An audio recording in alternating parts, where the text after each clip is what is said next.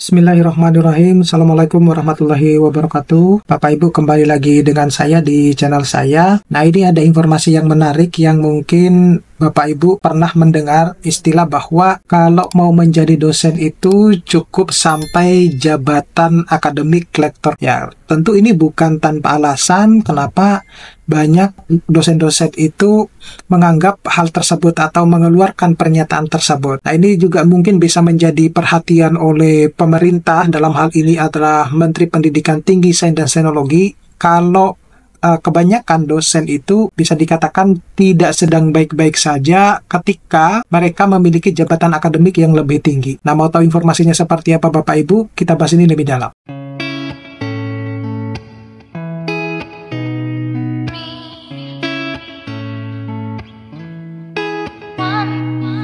Assalamualaikum warahmatullahi wabarakatuh. Bapak Ibu, ini yang akan saya share kepada Bapak Ibu terkait dengan banyak para dosen itu memiliki statement atau komentar bahwa menjadi dosen itu cukup sampai ke jabatan akademik lektor. Ya, semacam itu pernyataannya. Nah, tentu ini bisa tidak sepenuhnya benar, tidak juga sepenuhnya salah, karena tergantung dari prioritas seseorang menjadi dosen. Tujuannya menjadi dosen itu apakah dia hanya cuma menjadi dosen pada jabatan akademik tertentu, atau dia memiliki keinginan untuk menjadi guru besar. Ya, karena setiap tahun itu pasti akan ada perubahan terkait dengan kebijakan yang dikeluarkan oleh Menteri Pendidikan Tinggi maupun juga mungkin pemerintah. Jadi Bapak Ibu, tentu Bapak Ibu sudah mengetahui bahwa kalau kita ya menjadi seorang dosen, ya tentu ini mungkin di sebagian orang menganggap bahwa dosen itu adalah impian yang ingin diinginkan oleh banyak orang. Tetapi juga ada juga yang berpendapat bahwa dosen itu ya udah seperti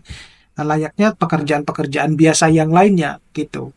Nah, bagi mereka yang menganggap bahwa dosen itu adalah merupakan pekerjaan yang mulia dan banyak diimpikan oleh banyak orang, tentunya karena mereka mungkin berpikir bahwa dosen itu bisa menginspirasi mahasiswa, kemudian bisa menyebarkan ilmu dan berkontribusi pada dunia pendidikan.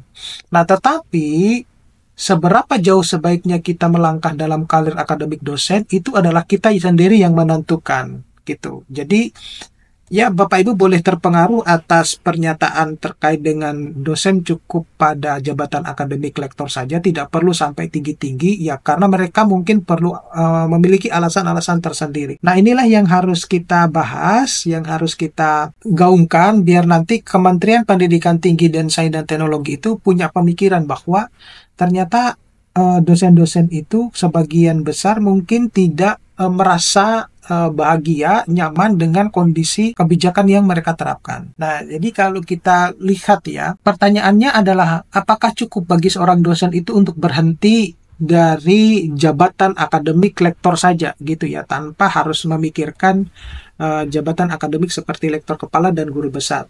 Yang mungkin sebagian besar dosen-dosen itu juga berpikir bahwa saya ingin menjadi profesor atau setidaknya menjadi lektor kepala. Nah, apa yang mereka gaungkan? Jadi sebelum kita masuk lebih dalam, coba kita melihat jenjang jabatan akademik dosen ya, mulai dari asisten ahli, kemudian lektor, lektor kepala, hingga guru besar atau yang disebut dengan profesor. Nah, setiap jenjang ini tentunya memiliki tuntutan yang berbeda ya, mulai dari publikasi ilmiah, pengabdian masyarakat, hingga beban administratif. Lalu kenapa banyak dosen yang merasa bahwa untuk menjadi dosen itu cukup berhenti atau cukup sampai jabatan akademik lektor saja gitu? Jawabannya tentunya adalah perbandingan tuntutan dan imbalan yang didapatkan gitu. Nah, sebagai lektor, syarat utama adalah tentunya memiliki publikasi jurnal nasional akreditasi saja gitu ya, dan mengajar dengan baik.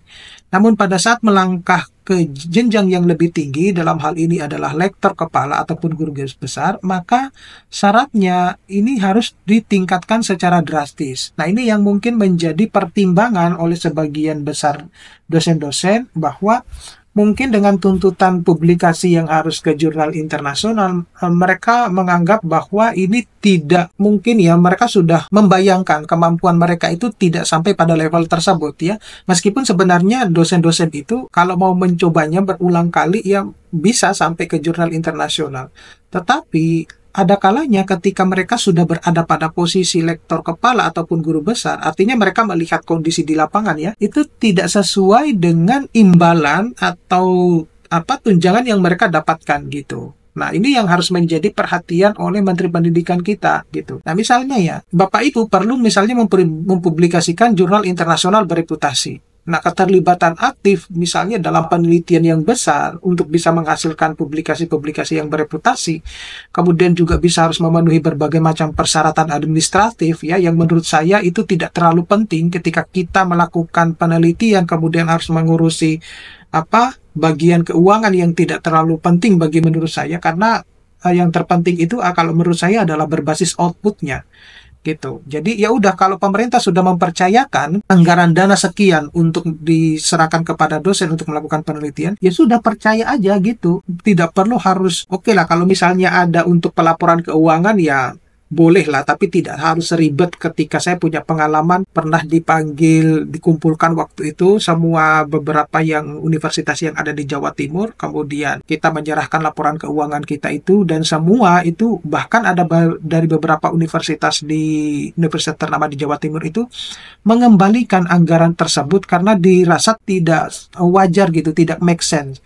Di sisi yang lain kita harus mengikuti aturan KPK, di sisi yang lain kita terkena aturan BPK. Jadi kita bingung ini mau mengikuti aturan yang mana. Nah itu, jadi menurut saya kalau misalnya Menteri Pendidikan itu sudah memberikan anggaran dana penelitian, ya sudah, diberikan saja, dipercayakan saja. Bapak kementerian itu ya mungkin hanya cuma percaya saja, ya tidak perlu harus meminta yang aneh-aneh, karena yang berbasisnya itu adalah berbasis output gitu. Jadi publikasi yang dinilai. Nah, tetapi di sisi yang lain, apakah semua usaha ini ketika dosen sudah berada pada posisi lektor kepala ataupun guru besar itu sesuai dengan gaji atau tunjangan yang diterima? Nah, sayangnya di Indonesia itu jawaban ini sering kali memunculkan kontradiktif ya, yang tidak adil, di mana tunjangan jabatan itu memang bertambah tetapi tidak cukup secara signifikan dibandingkan dengan beban kerja yang meningkat. Apalagi saat ini itu meskipun ya PPN itu atau pajak itu sudah naik katakanlah 12%, tetapi bukan berarti kemudian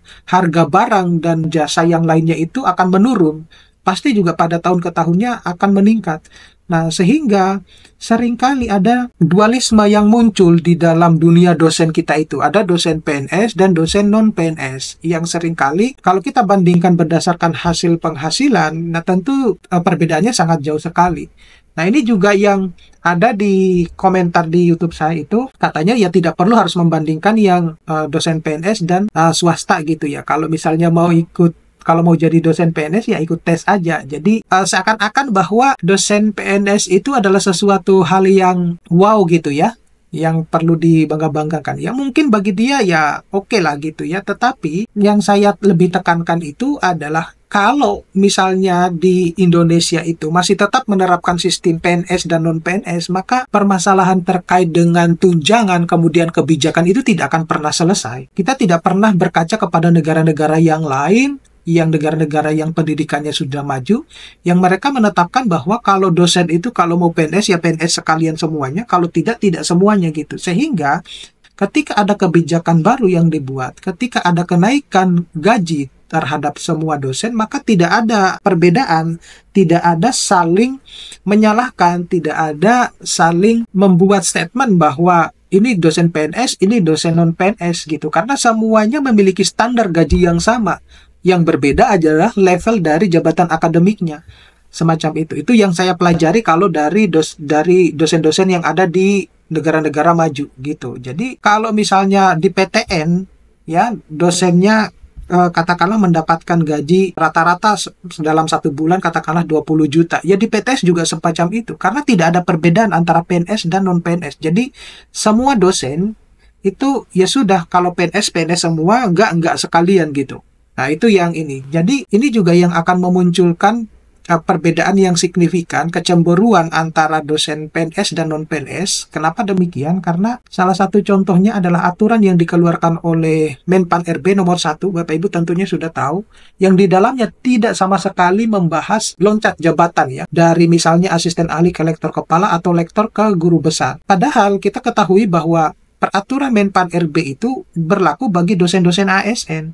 Tetapi kenyataan di lapangan itu berimbas juga ke dosen-dosen swasta. Jadi ada pengalaman dari dosen swasta yang ingin loncat jabatan dari lektor ke guru besar karena dia sudah memenuhi KUM untuk ke guru besarnya, tetapi tidak disetujui karena alasannya berimbas pada aturan Menpan RB nomor 1. Padahal itu tidak ada hubungannya atau kaitannya dengan aturan yang dikeluarkan oleh khusus untuk dosen swasta. Padahal itu berlaku hanya untuk dosen PNS. Nah, kemudian di sisi yang lain, kalau kita melihat data, kenaikan tunjangan dari lektor ke lektor kepala atau dari lektor kepala ke guru besar itu tidak besar. Bahkan banyak dosen yang merasa bahwa lebih baik fokus mengajar saja atau bahkan meneliti dan mengembangkan diri daripada mengejar jabatan tinggi gitu tanpa harus embel-embel banyak menghasilkan publikasi gitu. Nah, jadi apa salahnya jika seorang dosen itu memilih berhenti pada jabatan akademik lektor? Ya tidak ada salahnya memang.